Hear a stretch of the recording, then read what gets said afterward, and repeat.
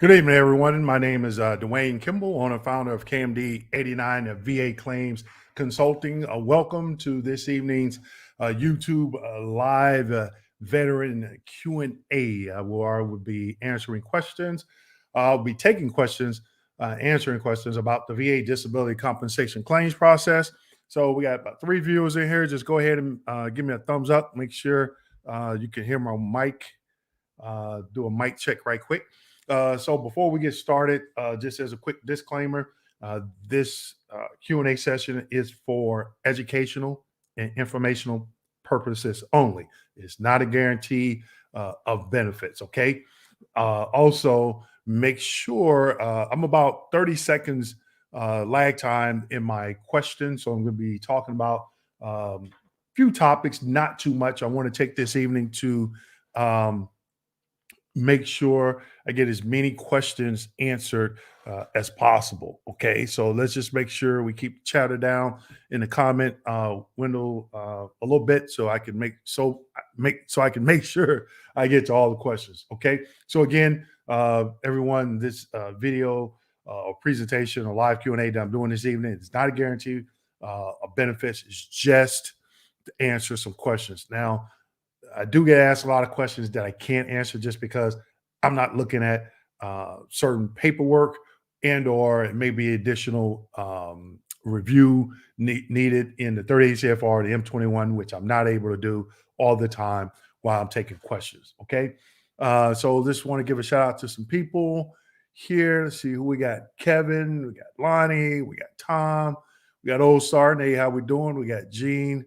The Ranger, got Tony, and Benny. Hey, Benny, how we doing? I think we talked last week. So again, want to make sure that everyone goes out to our website, kmd89.com, kmd89.com, where you can look, you can see a lot of services that we offer, educational services that we offer, and also check out our outreach page. We've updated some photos that we've taken with the 2 schools in low-income areas in our community that we adopted. And now we're looking at, with Thanksgiving coming up, we're looking to feed 15 families at one of those schools, Jennings Middle School in Central Florida.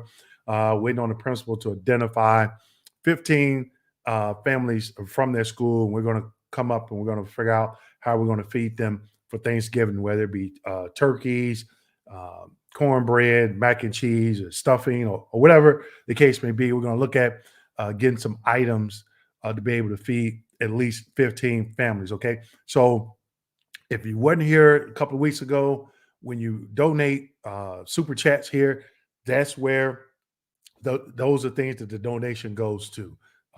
Our funds that we receive from all the YouTube channel, that's what it goes to. Okay. So we're looking at Thanksgiving that's coming up, and we're going to identify 15 families, and we're going to feed those families for Thanksgiving. Okay. All right. And now, before I even get into one of tonight's topics, I'm going to go ahead and just take a couple of questions. Okay. And keep in mind, everyone, when you're asking questions, if it's a lengthy question and it requires research, I may not get to it. I'll try to answer it if I know it. But if it needs additional research or certain evidence needs to be reviewed, then I will let you know that. I'll pop it up on the screen, but I will let you know that additional review is needed. Make sure everyone give me a heads up. Can you hear me? I want to make sure. I think last month I didn't have I think when I did the interview with the veteran where she talked about how she won a high-level review and the process of her informal conference, I didn't have my mic up, so I want to make sure I have my mic up loud enough so everyone can hear me, okay? All right, so first question comes from Kevin. Filed an FDC. For you all that don't know what FDC stands for, it's fully developed claim. And when you file a fully developed claim, what we're telling the VA is, I have no other evidence to submit. That's it. That's the definition of the FDC claim. I talked to a veteran earlier today, and we were talking about that. In the first 7 pages of that 5266Z, they tell you the difference between an FDC claim and a standard claim. And also, I did a video on that. Okay. So Kevin says, I filed an FDC claim in May for my knee. Kevin, also let me know, have you requested a copy of your claims folder? When people ask questions on here, I do ask that question. Okay.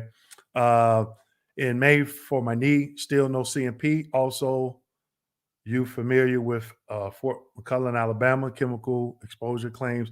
I filed one at the same time, have 2 cancers, sent a Nexus from my oncologist. Okay, Kevin, I don't know why it's taking that long to get get his CMP exams.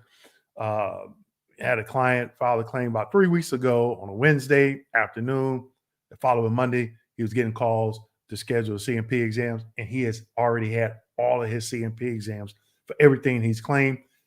He's just waiting on the rating decision at this point. Okay. If you have a Nexus, you still need a DBQ as well. So keep that in mind. No Fort McClellan. I haven't heard any like presumptives as it pertains to chemical exposure.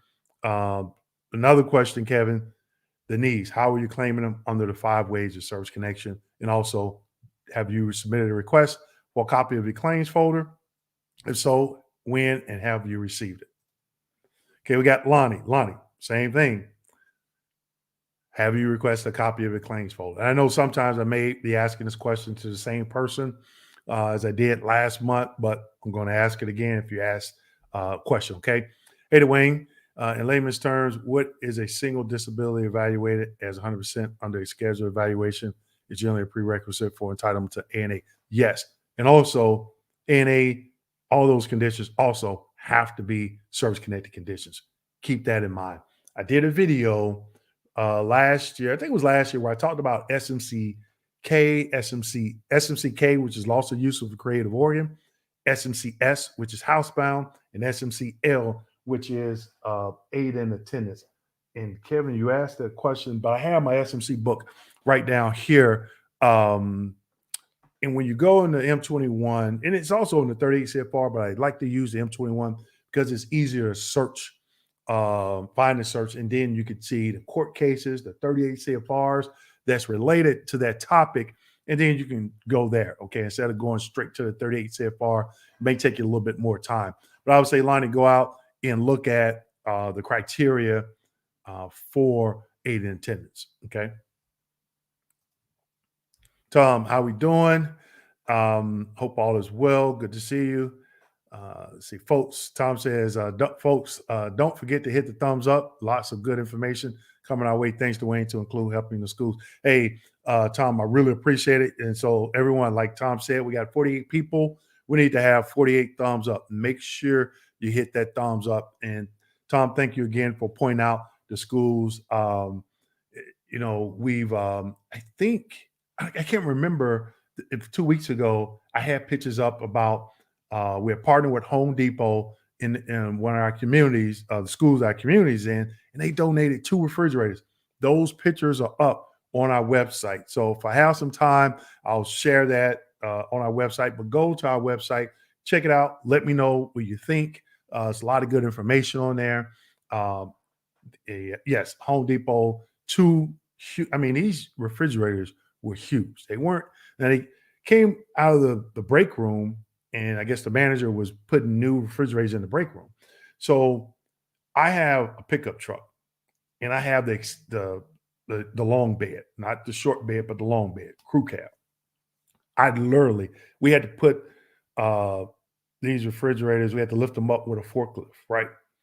And the depth of them they were so deep, refrigerators.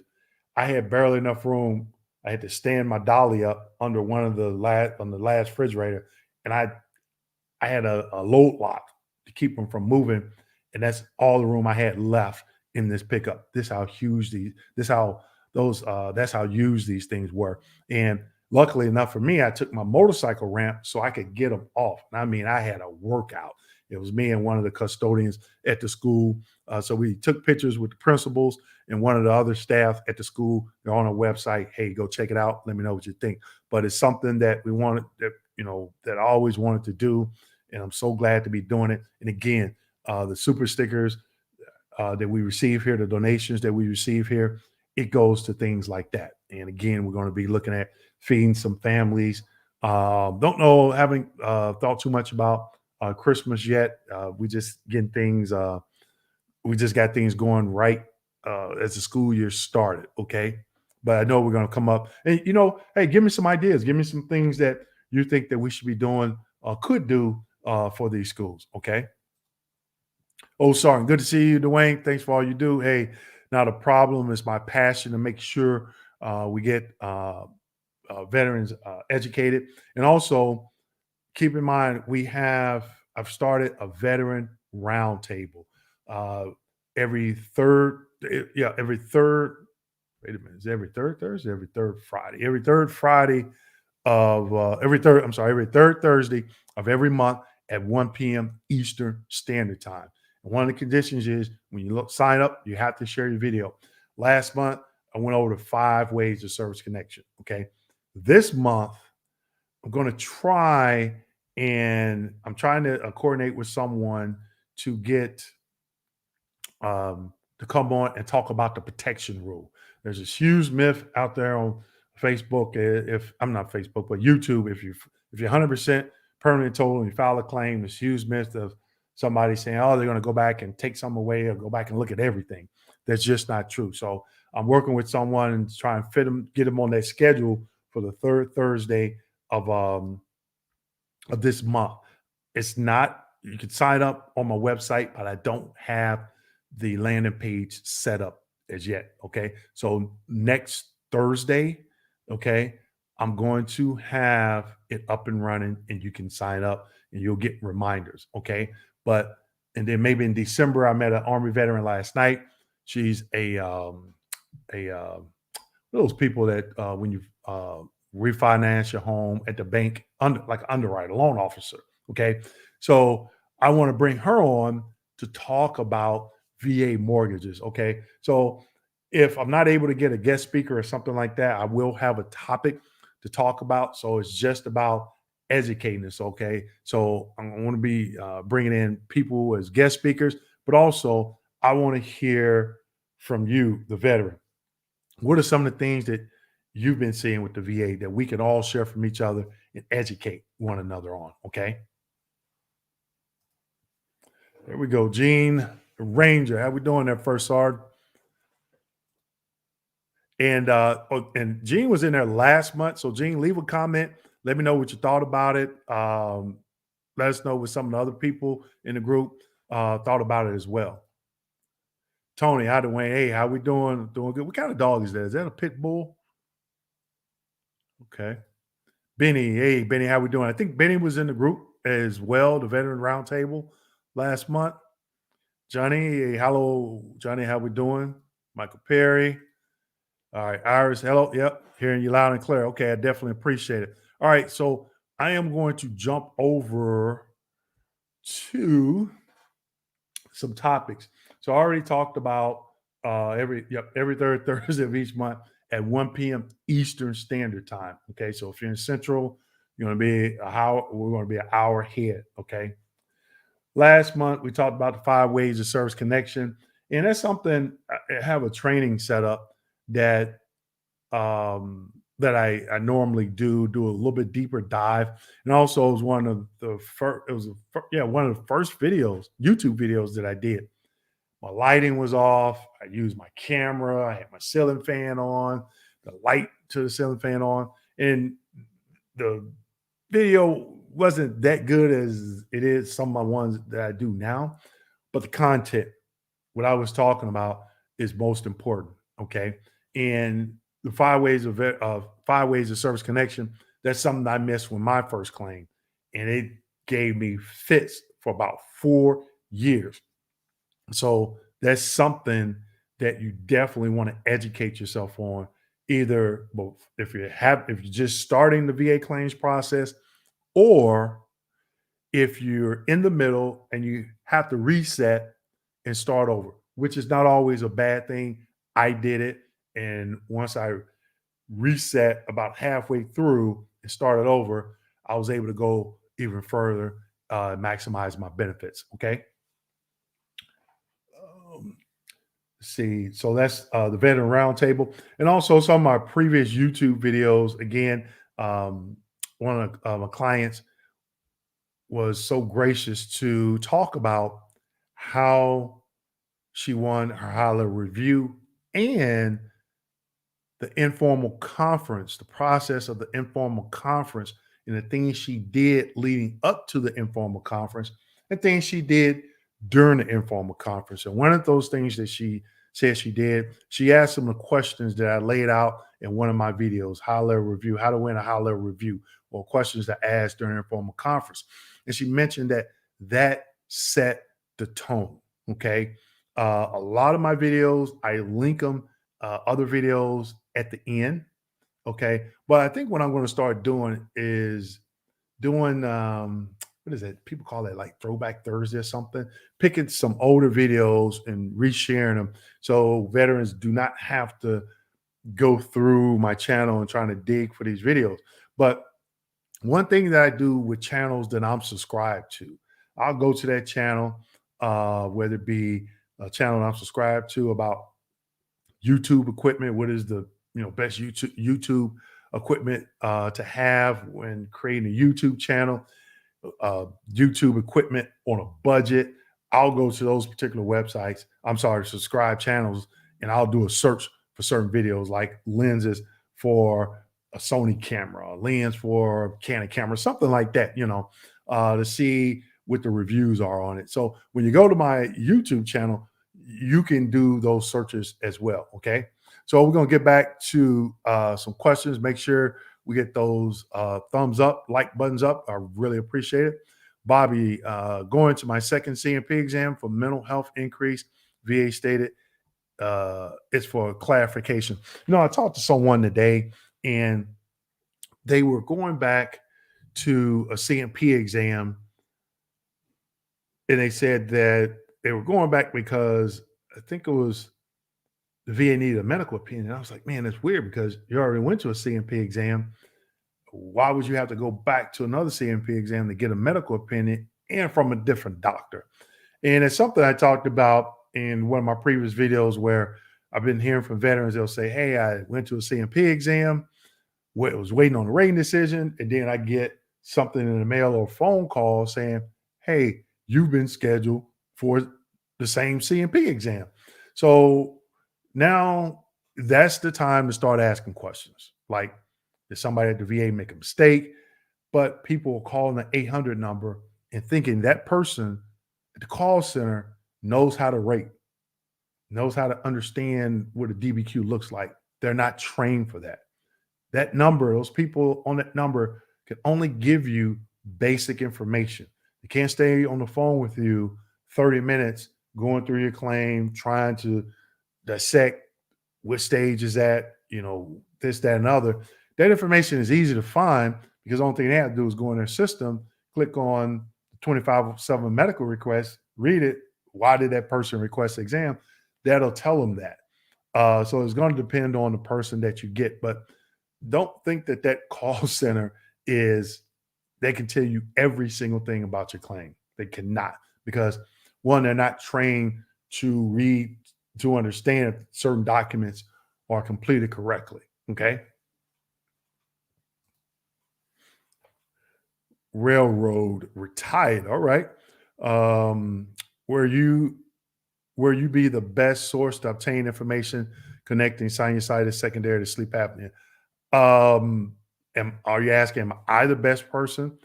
I'm not a medical doctor. So, I don't give out diagnoses. But again, can you claim sleep apnea secondary to sinusitis? Yes. But someone's going to have to provide a medical opinion and a rationale stating how the sinusitis has caused the sleep apnea. I'm currently rated at 50% for sinusitis. I think the next higher for sinusitis railroad, I think without looking at the rating schedule, was 60%. But in that rating decision that you receive, granting the 50% for sinusitis, it should tell you a higher evaluation of is not warranted due to whatever. Then they'll, by law, they have to tell you what's the next higher evaluation, okay, or percentage. All right, let's make sure we get these likes up. We got about 63 people. All right. Gene, went to my CMP exam for TBI residuals. First comment was, this is a waste of my time because lightning strike isn't a TBI. Didn't use the DBQ either. So are you saying that at the CMP exam, the doctor didn't complete the DBQ, or you had someone complete the TBI DBQ? Now, certain DBQs need to be completed by certain people, and TBI is one of them. They have to be in M21. I can't remember off the top of my head, but they have to have some type of special training or something to complete that. Even the VA CMP examiners. Okay. Jackson, question: I have the medical records at a closed base, Fort Gillum, Atlanta, Georgia. How do locate these for support of my claim? If it's closed, they should have sent all those records to RMC in St. Louis Record Management Center. Also, question: have you requested a copy of your claims folder? It could be in there as well. If you already had a claim, the VA, if the medical, wherever your records were, Fort Gilliam, once they send them to RMC, they could be there. So again, that's another reason why individuals should have a copy of their claims folder.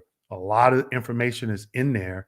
So always challenge veterans to go out and submit their requests. If you don't know how to do it, in the description section of this live stream, all of my other videos, at least this year, I list how I went about obtaining a copy of my claims file on CD. Now, other veterans may have, done other things. This is what I did to get to submit the request. I have the form, a link to the form that I used, and it was two ways that I submitted it. I faxed it and mailed it. Now you'll see a direct upload. I did not go that route because at the time that wasn't available. Okay. But it's all in the description section of this video. Bobby, QTC and LHI contractors. Okay. Yeah. VA is using a lot of these third-party contractors. Okay, everyone, got 72 people in here. Let's make sure we get these likes up. Ivan, can't get medical records from 2002 and before. How can I prove presumptive for chronic sinusitis and rhinitis? Ivan, first, you have to understand the criteria for presumptive. Presumptive is not, something like you would treat for in service. It's either due to a location, time period in that location, and they're conceding that you possibly could have a condition if you served at a particular location or during a particular time period. Okay, so if you're trying to, let's say, if Gulf War, they're not looking for treatment during the Gulf War. You're saying that's a Gulf War undiagnosed illness. So I would say start with understanding exactly what a presumptive is, and then go from there. Starting to have a claim that was submitted as FDC pending decision. If I submit a late statement, will it go back to collecting evidence phase, which could delay the decision? I don't know if it'll go back to collecting evidence stage, but you will get a letter stating that, hey, you were in the FDC process, you're no longer in the FDC process, you're in the standard claim process. That's it. Now, if it goes back to collecting evidence, I don't think that it would, because what evidence would they need to collect at that point? That letter is just letting you know we're no longer in the FDC. Now, again, I'll challenge everybody that's looking at this question, read the first 7 pages of that VA Form 526 EZ. Or you can go into my YouTube channel and just type in FDC claim, standard claim, and that video will come up. And I have screenshots where I'm talking about on the 526, I think it's like pages 2, 3, and 4, something like that. And they're telling you the difference between the FDC claim and a standard claim. And if you do certain things, what can happen. But by them, if it's an algorithm in the back that makes it go back to collecting of evidence, I don't know. It shouldn't, because if there's no evidence to collect now, yeah, especially on a lay statement. But if you sit something in saying that you got treatment from somewhere and you want the VA to go out and get those records, then yeah, that's definitely going to hold your claim up, and it could go back to collecting evidence because that's what you're asking them to do. But a late statement, I don't think that it would. Rakeem, hey, just curious, how long is everyone claim standing ready for decision phase? Mine has been there 3 weeks so far. So is that 3 weeks, Rakeem, after you had a CMP exam or submitting a DBQ, or actionable DBQ and Nexus statement? Monolito Santos. All right, thumbs up. Melvin A, what's going on, Melvin? Oh, excuse me. This okay, there we go. Bill, who decides a remand sent back to RO for a new exam and opinion? Okay. One thing about remand is normally you went to a BVA, you went to the judge, and they remanded it back for certain things. Okay. They could have said, okay, well, the veteran raised the issue, go and get a medical opinion, request a CMP exam, telling the regional office to do something, some type of action. Okay. So maybe the judge saw that, another exam was warranted. I don't know. You would have to look at their remand, the decision from the judge, what they put in their request going back to the regional office. And that's another reason why you should have a copy of your claims folder, especially at this point, is because you want to see what the judge sent to that regional office, why it was remanded back. Okay, Gene says loud and clear. Yep, Tom, loud and clear. Melvin, yep. Just got a new thing to go over my mic, so I want to make sure that I'm trying to make sure every time I go back and look at these videos, it sounds like an echo. So I got a rug and this nice little foam thing to go over the microphone. So yeah. All right, Railroad, could you recommend a medical reference that could connect sleep apnea secondary to chronic sinusitis, which I am currently rated at 50% for? If you go on the M21 and you look at the criteria for a secondary condition, the secondary service connection, a medical reference, again, I'm not a doctor. I haven't done any research to see if there's any medical literature out there linking the two. I'm pretty sure that there is, but the quickest way probably go to Google. But understanding from a VA standpoint, what is secondary service connection? What does that mean? Once you understand that, then you can go out and look and do the research for any medical literature on, can sleep apnea be secondary to sinusitis? You can just probably Google it, and I'm pretty sure there's some medical literature, some articles from some doctors or medical institutions giving some explanations. Lorenzo, my claim has been in the preparation for decision phase for 3 weeks now. Is that normal? Yes. And understand when, each, depending on which regional office has been assigned your claim, some regional offices move a little bit faster than others. They have more employees, that could be a deciding factor on the wait times once it goes to preparation for a decision. But let me hear from some other veterans to see, hey, how long. And when I did my claim, we didn't have e-benefits. And even since then, when I work with clients and they start talking about e-benefits, I don't order the new VA landing page for that talks about or lets you know the status of your claim. When a VA employee does something, I'm pretty sure it changes. They have an algorithm that changes something for the veteran's status. Okay. How that works, I have no clue. Okay. But normally after a veteran, if you had a CMP exam, that CMP exam goes back to a regional office, somebody reviews it.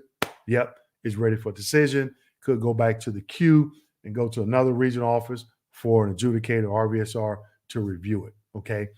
That could be a week. That could be 2 months.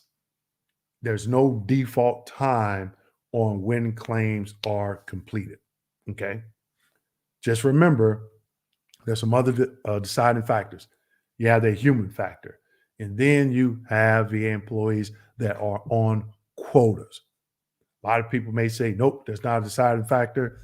I beg to argue, I think it is, okay? Because especially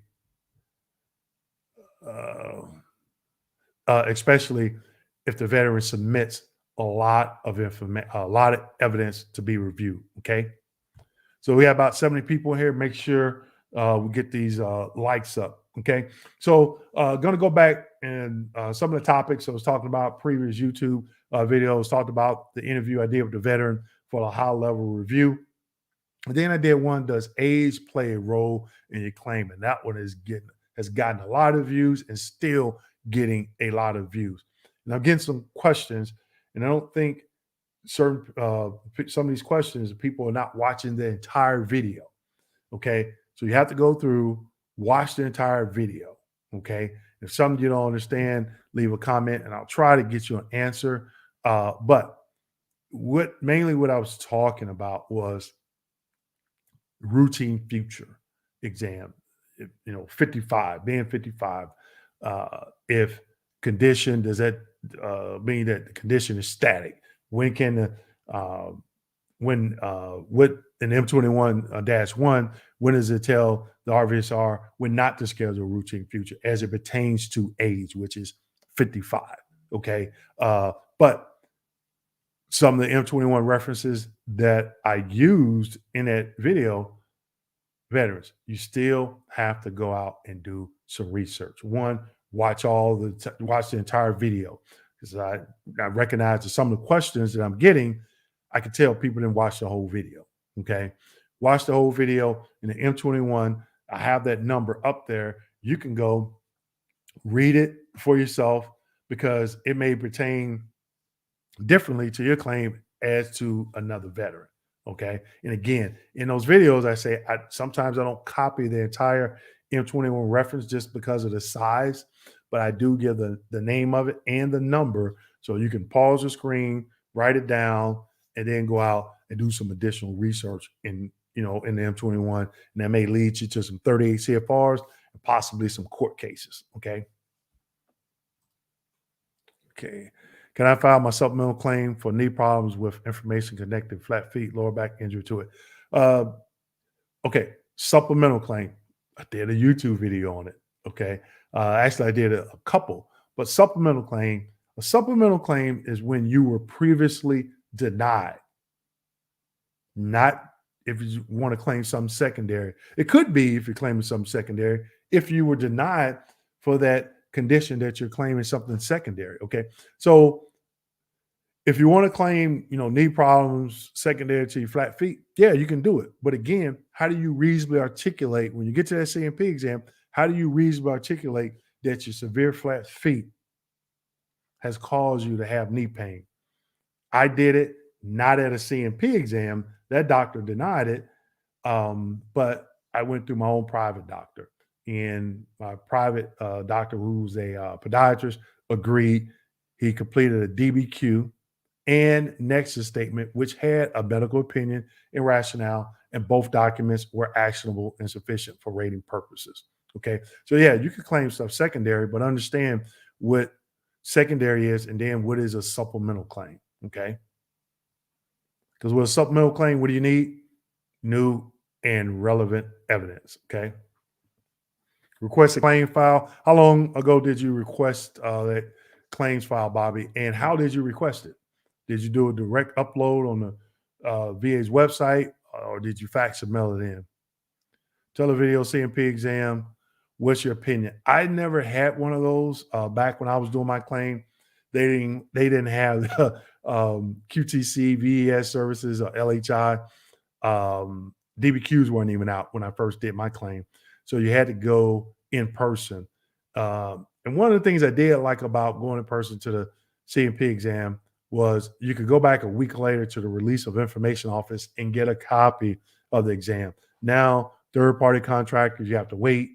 You have to submit a request to VBA, Veterans Benefit Administration, and then wait on that to come in.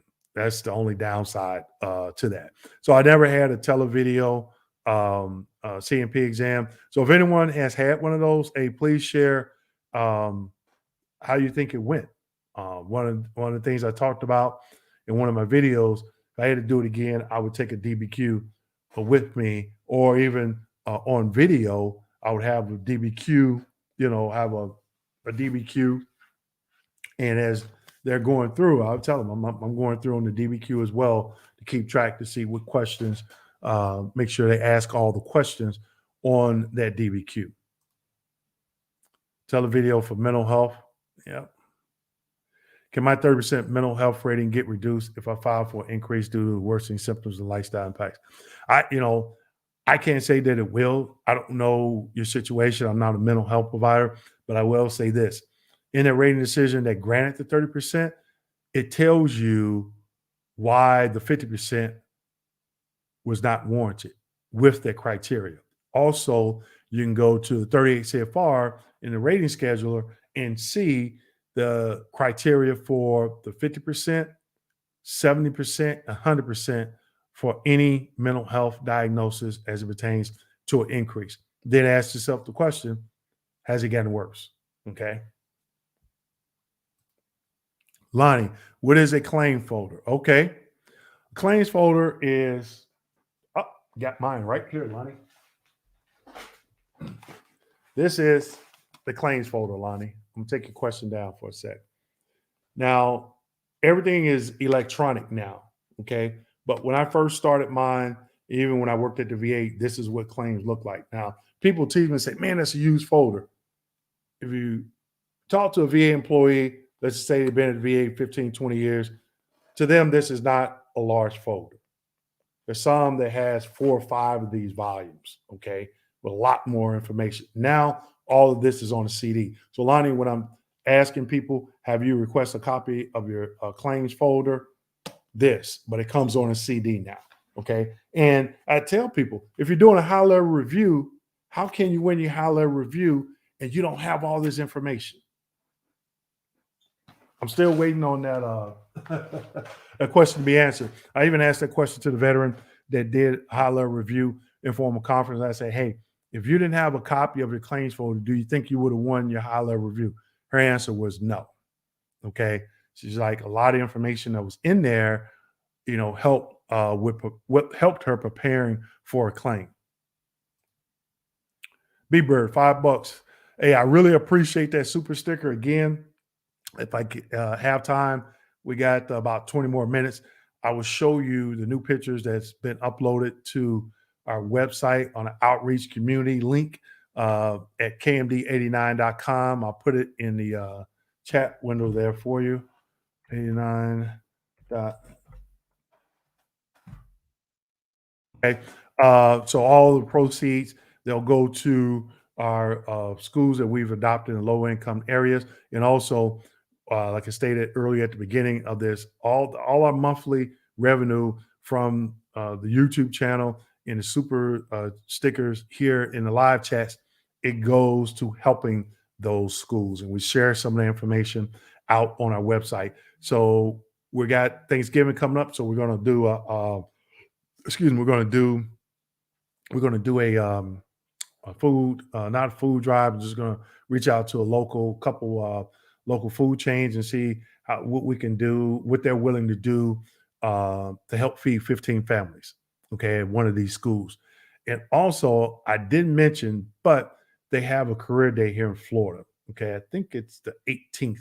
I'm asking some business professionals in the Tampa community to go and speak during career day. I'm going to go and speak. I'm trying to get my employee, DJ. He's done some live streams with me in the past, and a couple other individuals.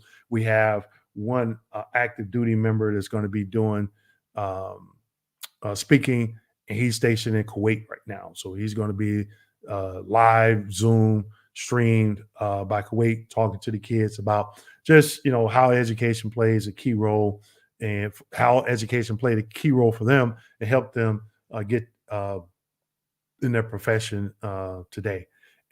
If there are no R fees after 55 years old, wouldn't 100% be P&T automatically?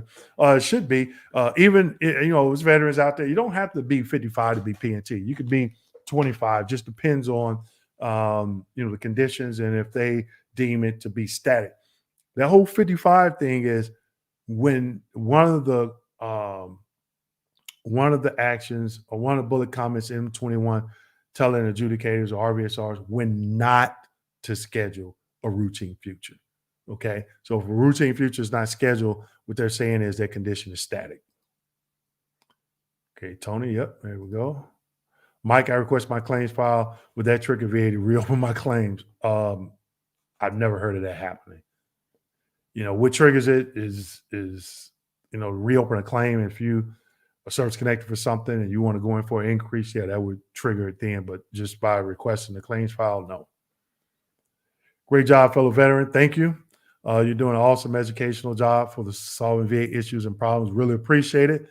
Make sure we get those thumbs up. Hit that like button. Oh, I'm sorry. I did have something. RWTT is my passion to educate veterans. I do it because I had a rough time and I don't want anybody else going through what I went through. And a lot of, comments I get, some veterans, they do go through a lot when they're doing a claim and they're frustrated.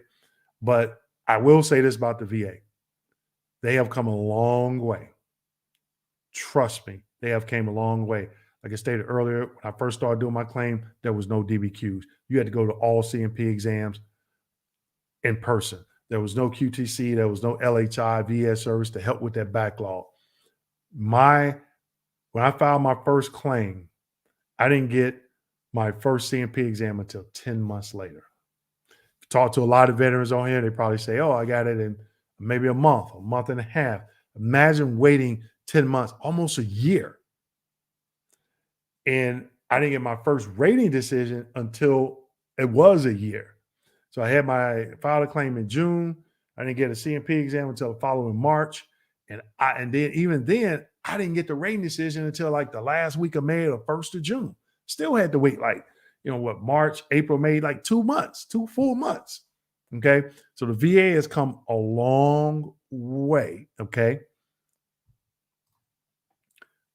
It says, can I work with UI? And I think you mean IU rating.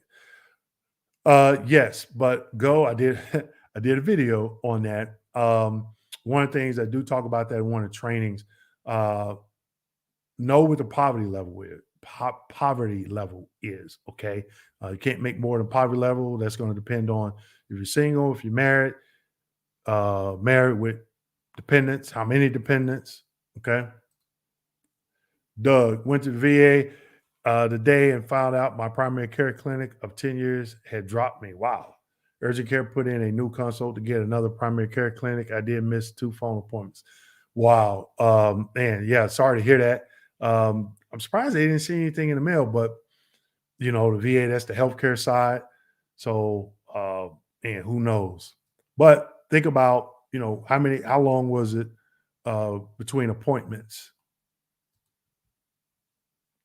Patricia came across your vlog a few days ago. Patricia, did you subscribe and hit that notification button? Let me know.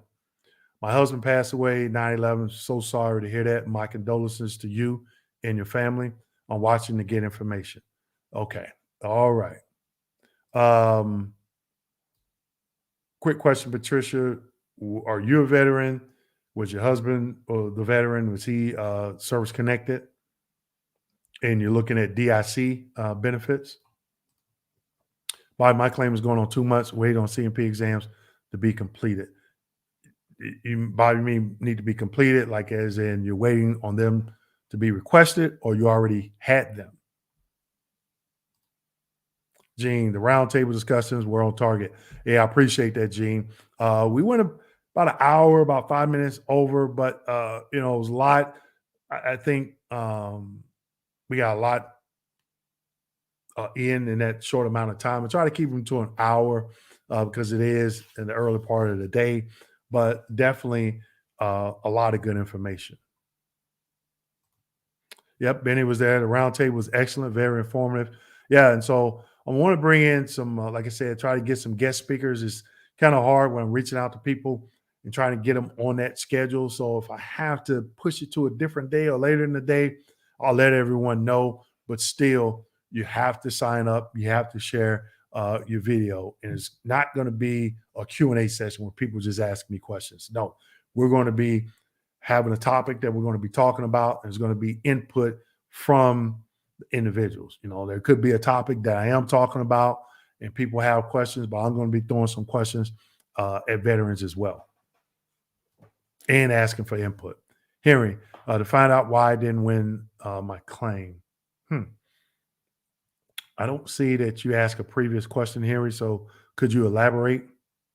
Gregory, hi, Dwayne. I'm 0% for bilateral valgus. I didn't know I was eligible to file bilateral for pes planus. I'm still able to file for pes planus. If that's a question, yes. Salute to the great information you provide here. Appreciate it. Appreciate it. Make sure you hit that thumbs up or like button. Carlos, how difficult is it to claim sleep apnea secondary to service-connected bilateral ankles and depression due to weight gain, due to not being able to work? Okay, so sleep apnea is not due to weight gain, secondary due to weight gain. It's not due to being able to work. It's due to a service-connected condition, not weight gain or not being able to work. Okay, so whenever you file a secondary claim, it's secondary to a service-connected condition. Sleep apnea is secondary to ankles. Again, I'm not a medical professional. I told a veteran earlier, go out to the VA's website and M21 and understand what is secondary service connection. And then you can Google, has there been a link, sleep apnea secondary to depression? I've heard veterans getting service connected for that, but they've gotten that from a medical professional. A medical professional provided that DBQ, Nexus, which included that medical opinion and rationale. Okay. So I'm pretty sure there is some medical literature out there as it pertains to sleep apnea. You know, even if you just Google, what are some conditions that either aggravate or sleep apnea is secondary to? Just Google it and see what comes up. You know, it could be a mental condition, depression. I don't know. I'm not a mental health provider or a medical professional. That guy, $20. Hey, I appreciate it. Appreciate it. Everybody see that? That guy gave $20. Again, this money we're going to use to in our community outreach program where we adopted 2 schools in low-income areas in our community to help them out. The next thing that we're doing is trying to feed 15 families, okay? So, again, I'm going to be reaching out to some local food chains, just seeing if they want to donate. If they decide not to donate, then I'm going to take money from the revenue they receive from the YouTube live streams, the super stickers. I'm going to go to the grocery store and I'm going to, you know, get enough food for 20 families. There's going to be 20 turkeys, and then we're going to get some other side items. So at least 15 families, 15 turkeys. So 15 families, they're going to have something to eat. It may not be this huge 10-course meal, but they're going to have something that they're going to be able to eat during the Thanksgiving holiday. And everybody, the donations, that's what those things go to. Okay. So don't forget to go out to our website and look at our outreach community page and see some of the things that we've done in the past, because we have some pictures up. Okay.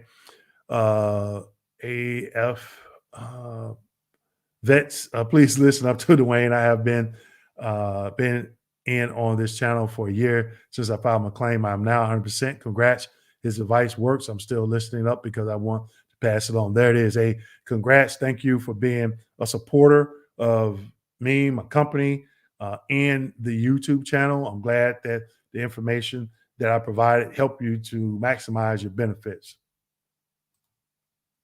24th Infantry, old school, the Victory Division. Okay. All right. We see you. Gun Guy. Hey, there he is. He came in late, but he's here. Gun Guy. Please push the likes button. It helps his channel on YouTube. Yep, it does. We're up to 76 people. So we got 76 people, 78 people in. So somebody tell me, because I can't see it, how many likes do we have? Okay, we got 78. We need at least 78 likes. Okay, so somebody let me know how many I got because I can't see it. I'm not streaming through YouTube. I'm on StreamYard, so I'm not able to see it. Okay, how does VA look at fibromyalgia? Not really understand that question, but I would say, how are you claiming it under the 5 ways of service connection? Under the 5 ways of service connection, how are you claiming it? And I would say that's the way the VA is going to look at it. How are you, under 5 ways of service connection, how are you claiming fibromyalgia? Henry, got thumbs up. Okay, there we go. No, he didn't use the DBQ. He made the comment he was a child psychiatrist. Yep. Yeah, Gene, hope it turns out good for you because they're going to look at TBIs. They look at that. And if you have a mental condition as well, they'll do those in conjunction with each other. So even if you're going for, if say for instance, Service Connect for TBI at 10% and PTSD at 30, they're going to request exam for both of those conditions. And, you know, if you want the increase, they'll give it to you. Okay. But yeah, I hope it turns out good for you. David, what if you're 100% PNT? Will they reduce you if you're not Cpap compliant? Well, sleep apnea is only 50%, so you're going to need some other conditions to get you to that 100%. Yeah, so I'm not really understanding that question, David. What if you're 100% PNT? Will they reduce you if you're not Cpap compliant? Do you mean that you're 50% and you're not using your Cpap on a regular basis? I don't think that they're going to come and put a camera in your house and see if you're using it. It could be for a number of reasons why vets are not using it. But yeah, I mean, I have a CPAP, but I'm not service connected for it. But I think if I was, I wouldn't be worried about so much, you know, do I put it on every night? I'm pretty sure some veterans don't. Some do. Just depends on how comfortable they are. I'm claustrophobic, so I wake up in the middle of the night and I don't even have it on. It's laying, you know, next to me. So at some point I either, you know, took it off or something like that. Cliff, I have a question about the current claims timeline or presumptive service claims under VA's new rule as of August 2021 being fast track. My claim being preparing for decision over 3 weeks. I haven't seen any of those claims being fast track, but I am going to do my next video, which YouTube video, which I've been trying to shoot ever since Monday. We're already Wednesday. I didn't get a chance to do it today. Try to get it done tomorrow sometime. But I'm going to talk about priority processing / hardship claims. What are those? What does the VA look for, and how those are processed as priority claims? Okay, so that may help. Don't know if you may qualify for it, but it'll give you some information, and then you can do additional research from there. All right, Cliff. I have an email saying VES was going to call me to set up a CMP exam. Haven't heard a word from them. Should I call them? If they sent you a letter, yeah. If it was me, I would, because, you know, they could say, hey, well, we tried to call. And next thing you know, you get a rating decision in the mail denying the claim. And they say, oh, you failed to report. You're like, wait a minute, I didn't even get a call. So if that letter or email has a number, I definitely will be reaching out to them because you don't want to fall through the cracks. Living in Mexico. Hey, how we doing? Hello, Dwayne. Tested positive for COVID-19. Man, I hope you get better. You know, I thought I had it twice. Once last summer and again this summer. I did get tested. It came back negative, but man, I did not feel good at all. So, brother, I hope you get well soon. Take care of yourself.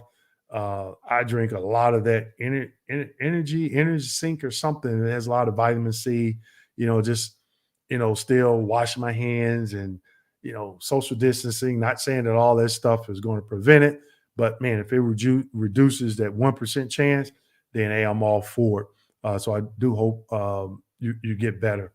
Could I request an advance on the docket at the BVA because of my COVID-19, even if I got one before for financial hardships on a previous appeal? That's actually my next video, financial hardships or hardship, in which financial falls under that.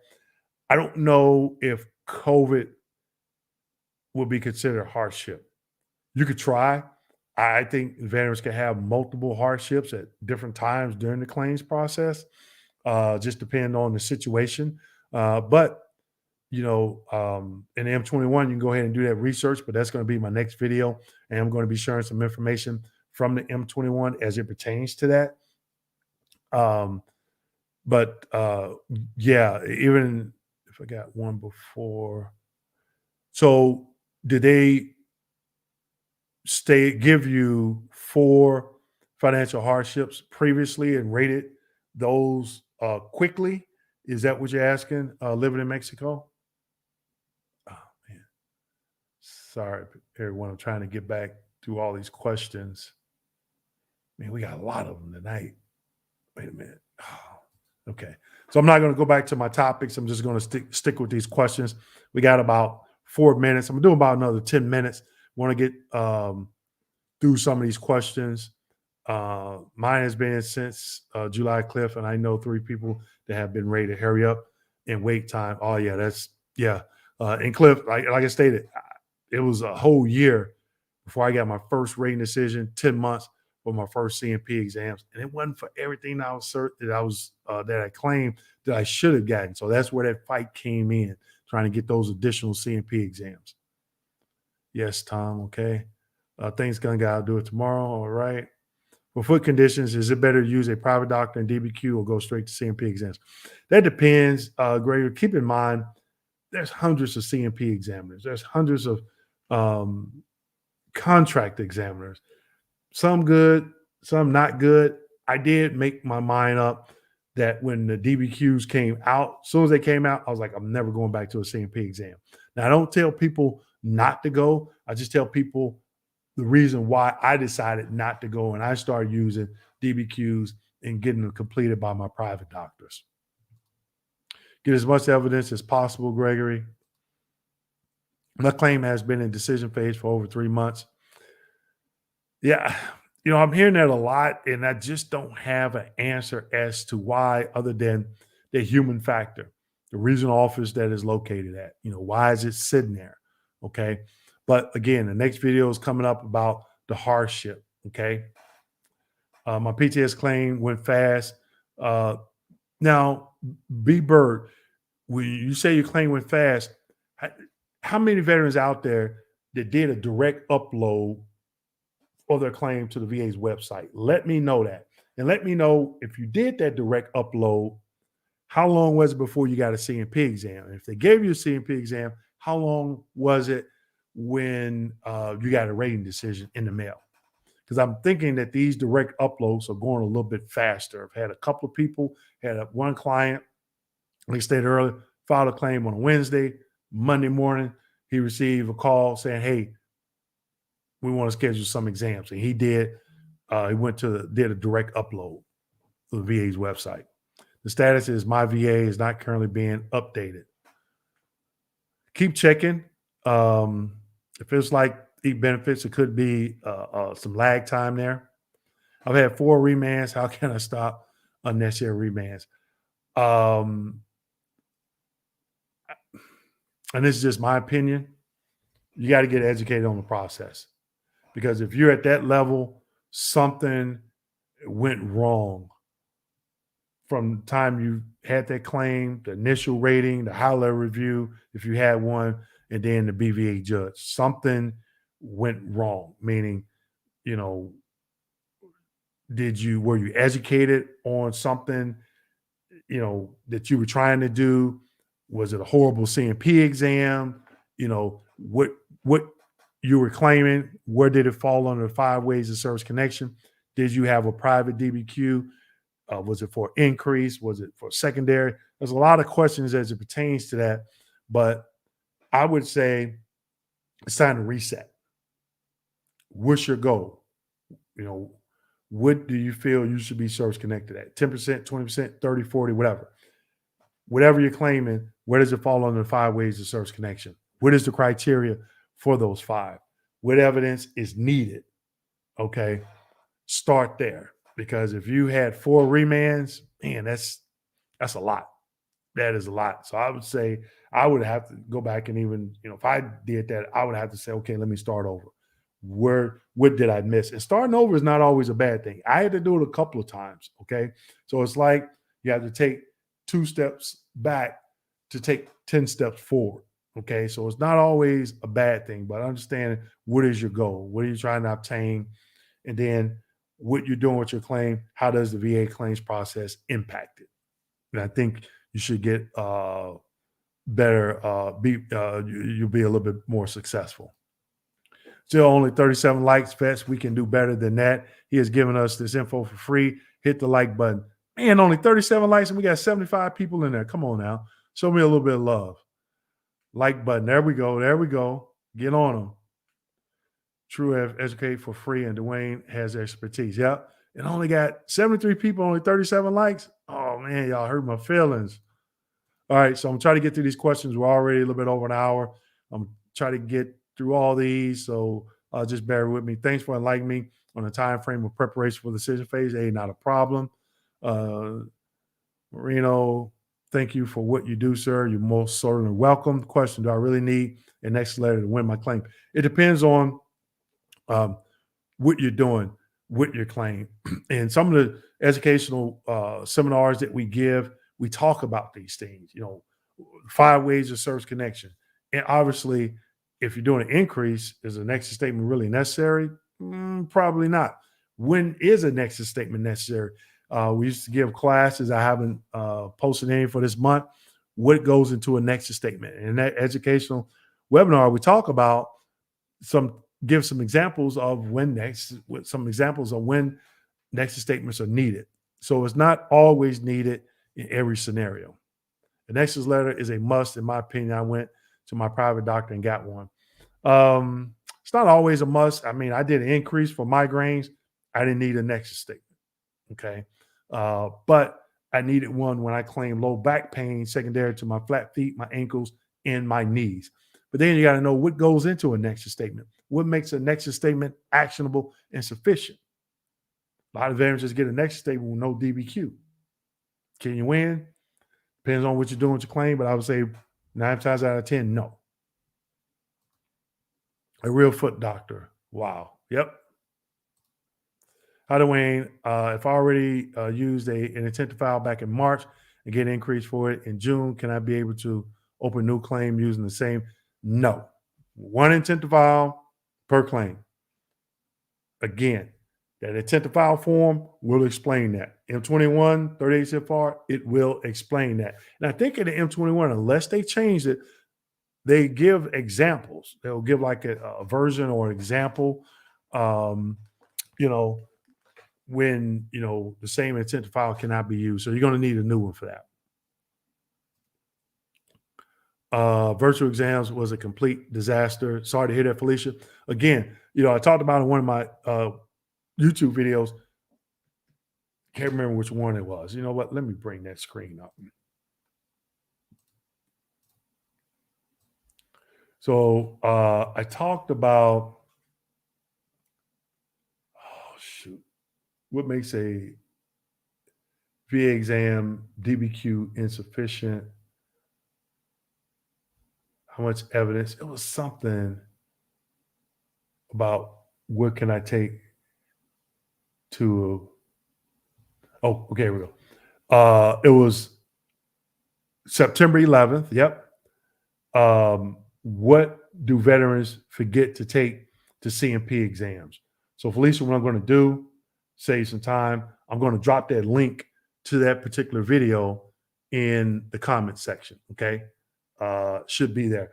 What do veterans forget to take the CMP exams? One of the things I talked about in there was if I had to do it over again, I would have a DBQ in hand, whether I went in person or doing it by video. And I would tell the doctor, hey, wait a minute, I have a DBQ because I want to make sure that all the questions you ask, all the questions on this DBQ. You might piss a doctor off, maybe not, but I would just explain to him, hey, look, I haven't had any luck with this in the past. I get exams and questions are answered.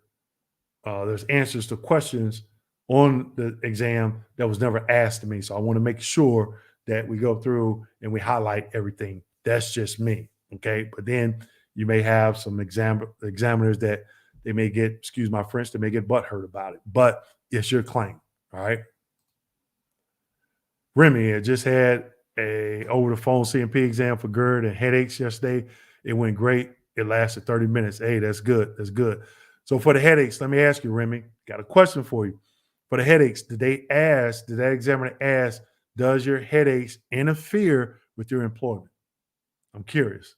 And when you answer yes or no, I'll tell you why I asked that question.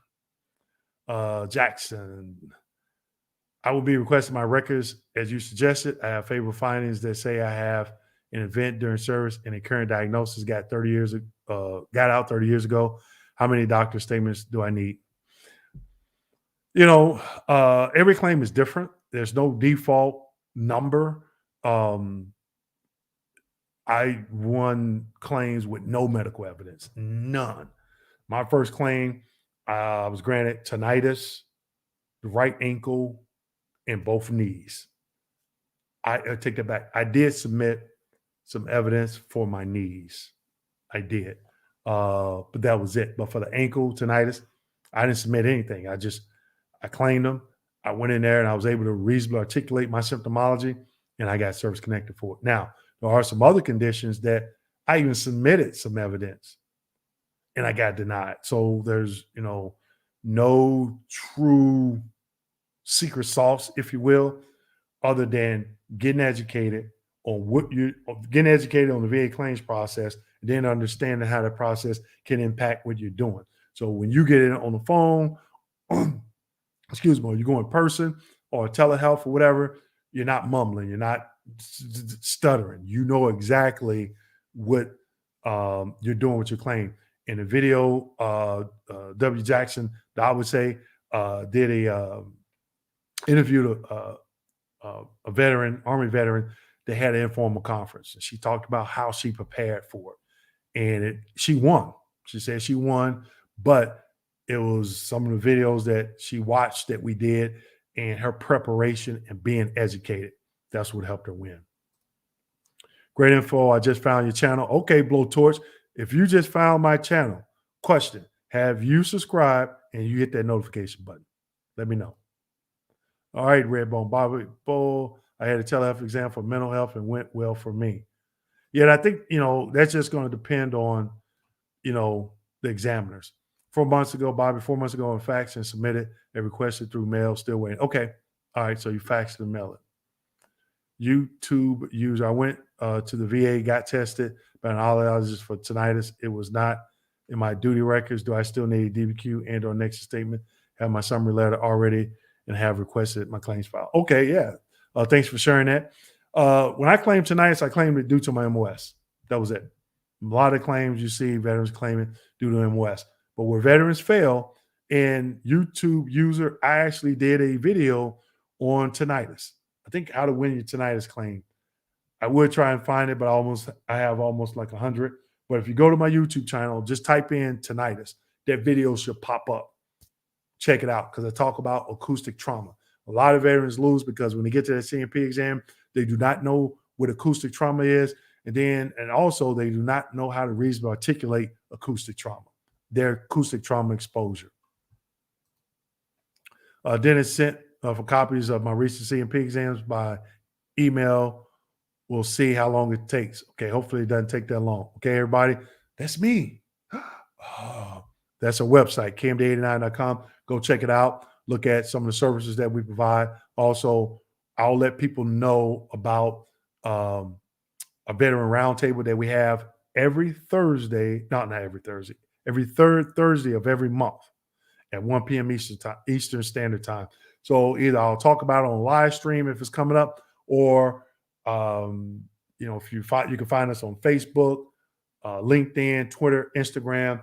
I promote it there. Got in our veterans Facebook group. How do you get to all that stuff? In the description section of this video or any other video. Okay. So last month I think we had about, Gene, if you're still on, I think we had about 10 people, 10 people on there. So I will promote it ahead of time so you can get signed up.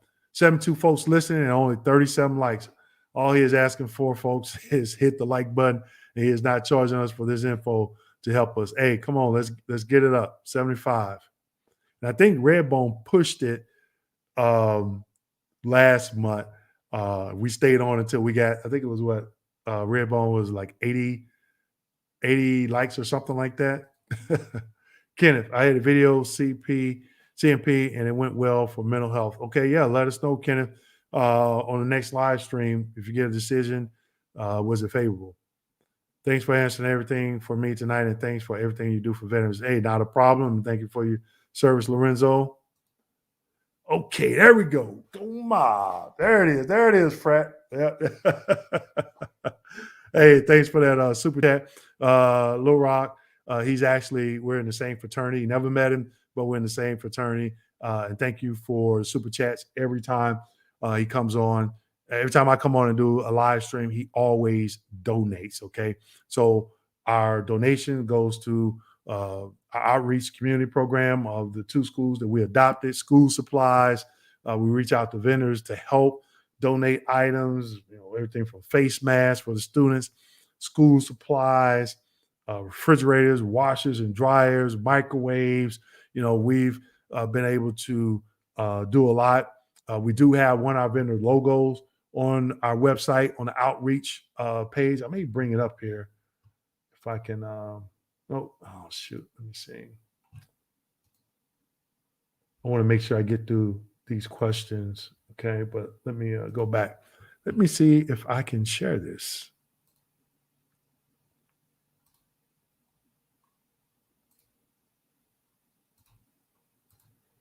Okay, so if this is thanks again, Frat, for the donation. So this is the website. Everybody, I did this,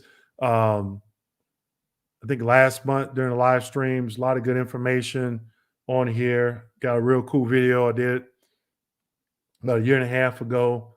Here's a picture of Cav. I was in the Army. I was in the 1st Cavalry Division. My last unit assignment in Fort Hood, Texas. I like that picture. But what I wanted to show up here, you go to our website. Let's see. Before we get to that, I have these are testimonials from previous clients. And then we have a community outreach. This is what I want to show you. Okay.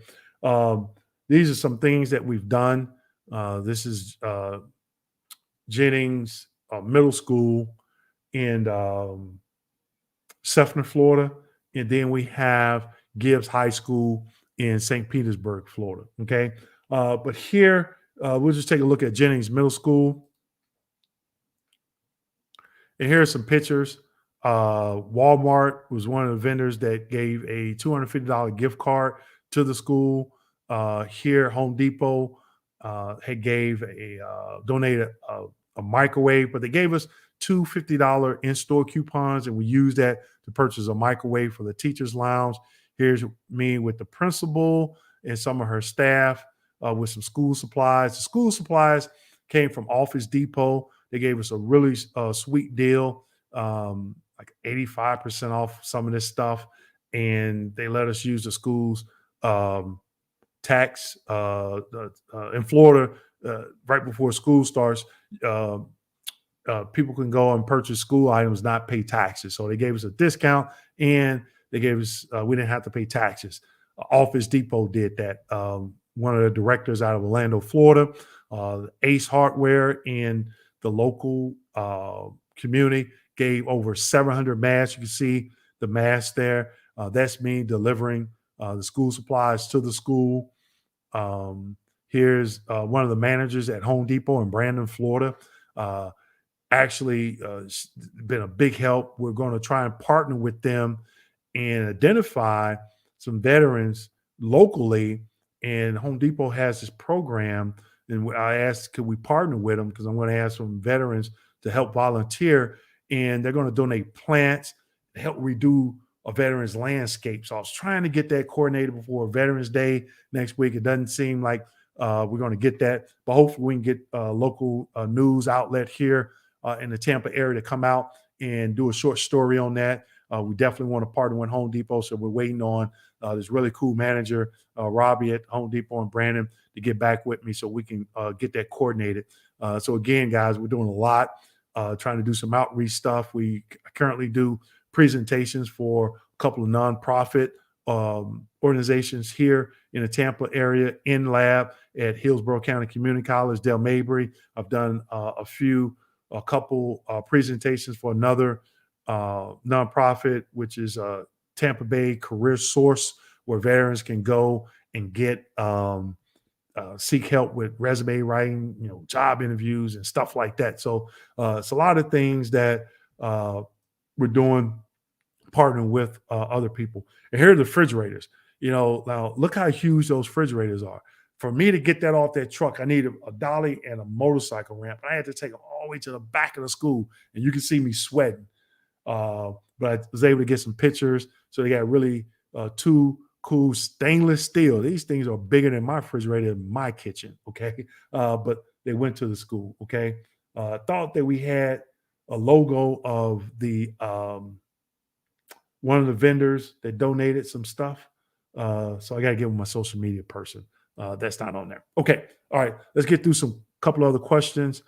I won my high-level review without claim folder. Hey, good job, Dennis. Good job. What helped me win mine is having my claim folder. But if you were able to win it without the claim folder, hey, next question. You had to be educated on what you were doing, right? Let me know that. Bobby, even got denied for knee pain and tinnitus. Should I do an appeal, high-level review, and should I do a phone interview? That would be up to you. But first, it will start with, did you get a CMP exam? If you had a CMP exam, do you have a copy of the claims folder to see why that doctor gave a negative opinion? And then I think that will determine if you want to do appeal, high-level review. Hi, will SSI help me win PTSD? Yolanda, I have no idea. I don't know anything about Social Security. Just going to be honest with you. So if any other veterans here that have won their claim SSI in this particular situation, let me know. D, a great job. Appreciate it. Correction, SSDI. Yep. I don't know anything about SSDI. I'm so sorry, Yolanda. I can't answer that question. So if any vets have an answer for Yolanda Walsh, please, I'm stay on another 5 minutes. We're over that hour. Let her know. Dwayne dropping nuggets. Appreciate it. Eric Hicks. I think, Eric, you're in my veteran Facebook group on in Facebook, right? I think I remember seeing that. And if you are, Eric, when I post, please share to any other veterans group on Facebook, Eric, if you don't mind. Henry, you missed it. Look again. Okay. Sorry. I just received my notification on a claim that I put in 2 years ago and was given 0%, but I never went to a CMP exam. Why? Joe, that is a hard question because I'm not looking at any information. I think if you go through your claims folder, if you have it from start to finish, and see why.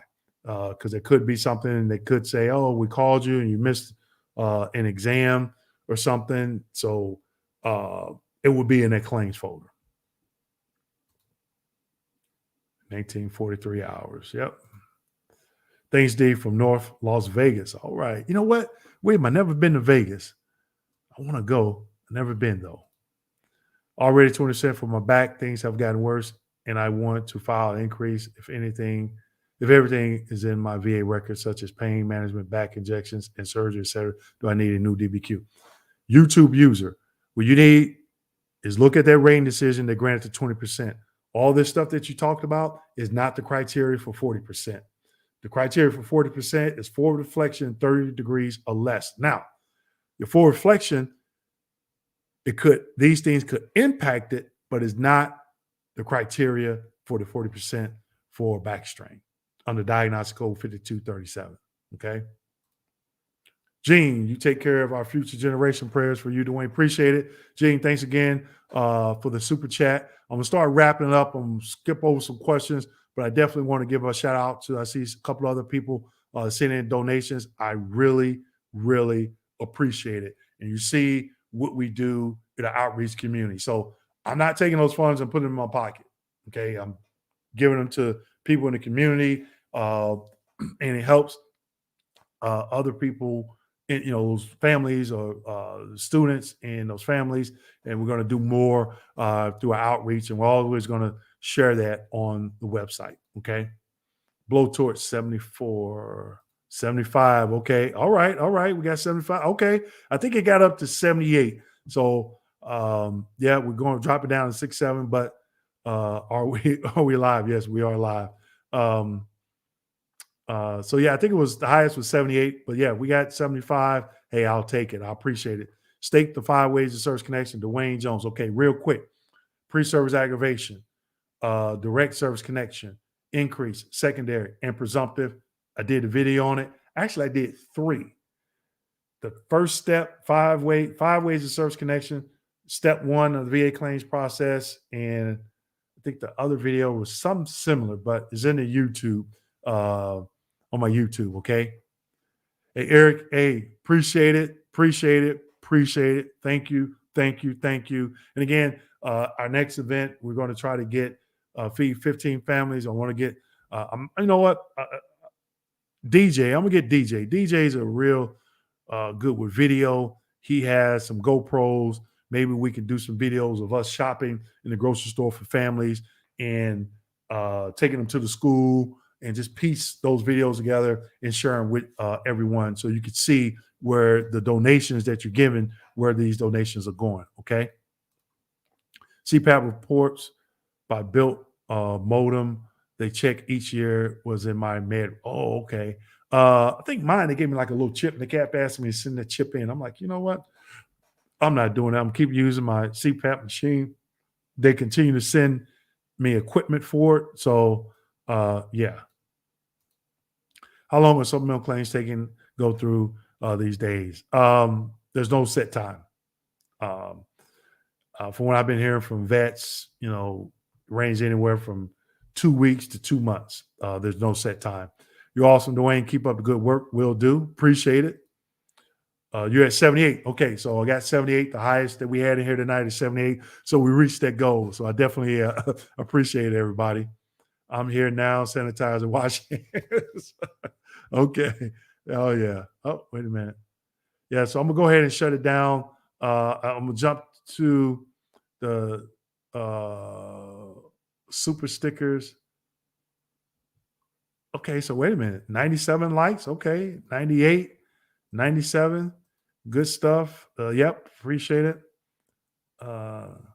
Kamasita, Dwayne Kim was actually the most accurate information. So reach out and pick his brain along with services. Yep. Hey, I appreciate it. I think we talked, I can't remember what we talked. I think we talked about on the phone. I'm not going to say what we talked about, but Kamasita, I think we talked on the phone, if I'm not mistaken. Let me know. I do remember that name. I think we did. I think we talked a couple of times. STW, appreciate it. $50, appreciate it. Watch your live streams and videos of my CMP went well. Not sure why I received FCC, but I'm happy with it. Go back and look at that rating decision. It'll tell you. Okay. Our sheet, $20. Hey, appreciate it. Thank you. How can I get a copy of my actual internal DBQ for my CMP exam? In my claim file, I only the progress notes. I need example for my private doctors. Also, can you post the link to M21 reference lookup search? Yeah, give me 1 second. If you requested that before you did the CMP exam, they probably took action on their request before that CMP exam was uploaded. You could do an additional request to see if it's in there. I just posted the link to the M21 on the VA's website for you. Okay. Oh, wait a minute. I missed something. Super sticker, $50. Hey, thanks again. Hey, yeah, there you go. $50. Wait, okay. Okay. You need an example of what? DBQs. Yeah. Or example of a claims folder. 101 likes. Doing count on SSDI. Yes, sir. All right. I was awarded SSDI in 2012. Service connection still battling the VA. Wow. It's crazy. Are there any organizations, not county VSOs, that would help me submit a FTC claim without holding my file hostage as soon as I sign a 2122, less than 30 days to preserve my intent to file? Wow. I don't think that they don't hold it hostage. You can request it yourself. You know, you don't have to have them to request it. You can request it yourself. Thank you. Not a problem. 103 likes. Yep. K Meadows. Yep, we got up to 103. All right. Good evening, Dwayne. Working on a sworn statement for my claims right now as you talk. Okay. 104 thumbs up. That's what I'm talking about. To each of you, God bless you this Veterans Day. Yep, we got Veterans Day next week. So hope everyone have a good day. I don't know if a lot of people are working that day. I probably try. I want to attend some events. Time allows. Cool. Dwayne, can you go? Dwayne, you got 2 Rangers in the house. Okay.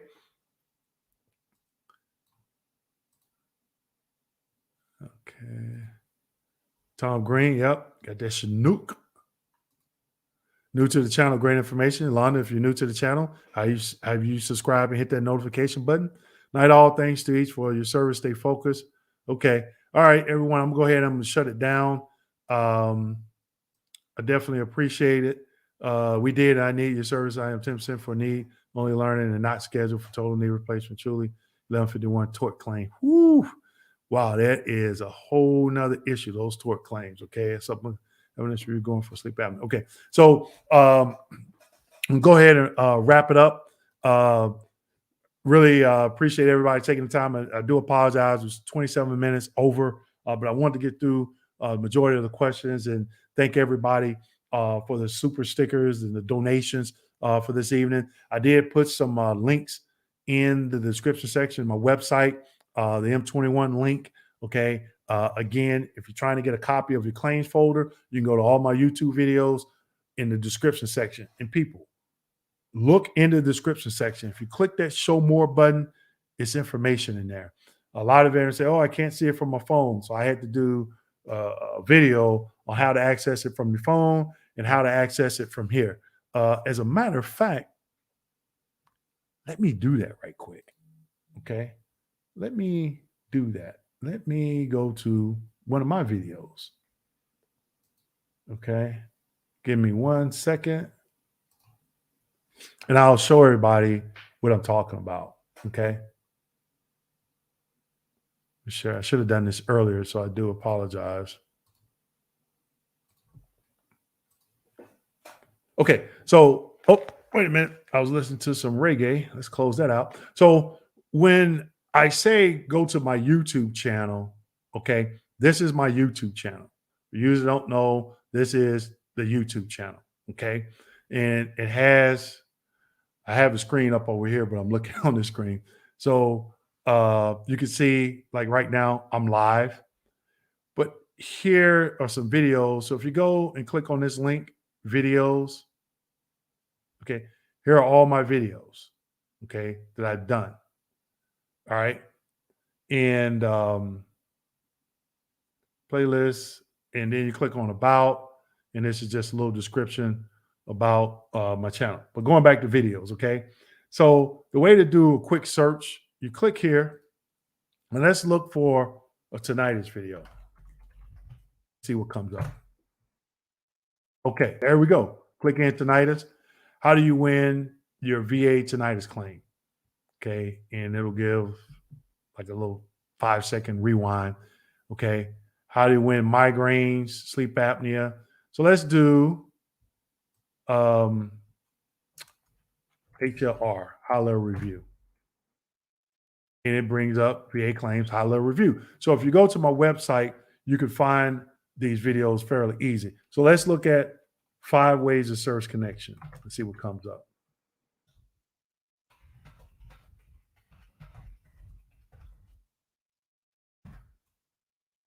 All right, there we go. 5 ways of service connection, 8 steps to Man, that's an old video right there.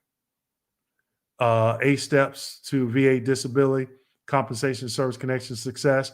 Now, this video was my first one, and you can see this one to that one. I was getting a little bit better. These are older videos, okay? So you can go there and get a kick out of it. But that's the way you search. That's the way you do a search on my YouTube channel. And I should have done it earlier when we had more people in there. I apologize. So next month, I'll do that at the beginning of the video, so you can see. So if you go to my channel, that's the way you can do a search. You do that search and you can find some older videos with a lot of good information. Okay. So, hey, thanks again, everyone. I do apologize. I went 30 minutes over. I do apologize, but I want to make sure I got all the questions answered. And I want to make sure I gave a special thanks and shout out to the people that gave super stickers, the donations.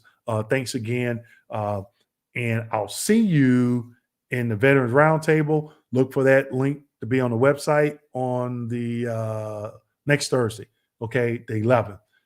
You can get signed up. I normally cap it's about 10 or 11 seats, but I'm going to open it up next Thursday. So just check back on the website, and I'll see you then. Take care. Thanks again. Bye.